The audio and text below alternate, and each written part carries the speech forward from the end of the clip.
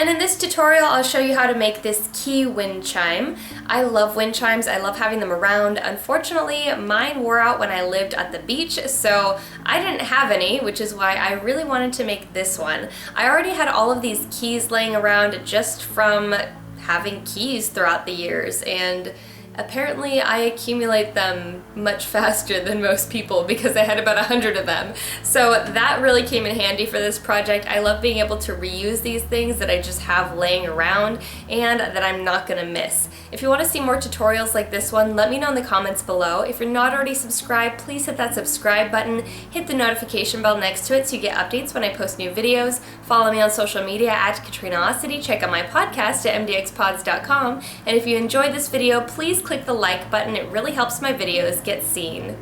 For this project, you'll need your keys sorted by size, a wooden round, you can get these at a craft store, a drill with a drill bit, string, I'm using hemp, and some scissors. Begin by drilling your holes into the round. If you're using one with a bevel like this, I recommend you put the smaller side facing up, then make sure your string is going to fit through the hole that you drilled. I also recommend that you mark your holes ahead of time if you're going to do them in a pattern like I did. I put mine in a spiral pattern because I have a lot of keys, but you could just do them in a circle around the outside.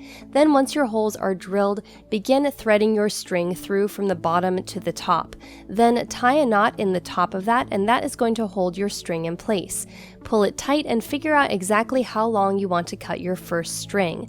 I recommend that you make sure that you have enough to accommodate however many keys you're using, and then tie on the smallest key in your collection. For the next string, you're going to repeat this process in the next hole in the spiral progression, then pull that taut and cut it just a tiny bit shorter than your first string. I only cut mine about 1/4 of an inch shorter than the previous one because I had quite a few keys to work with. If you have fewer keys, you can graduate them more dramatically.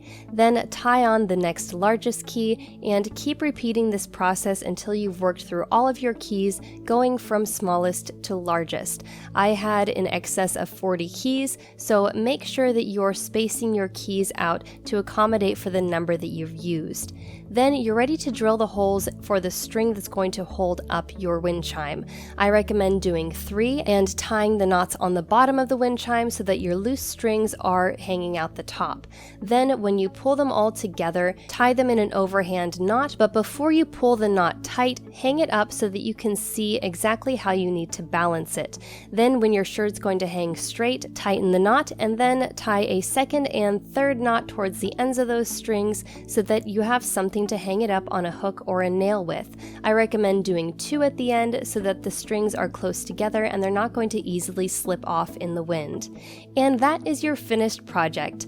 Hang it up somewhere where it's going to catch the wind and enjoy the sounds. Thanks for watching. If you want to see more videos like this one, let me know in the comments below. And if you enjoyed this video, please click that like button. It really helps my videos get seen.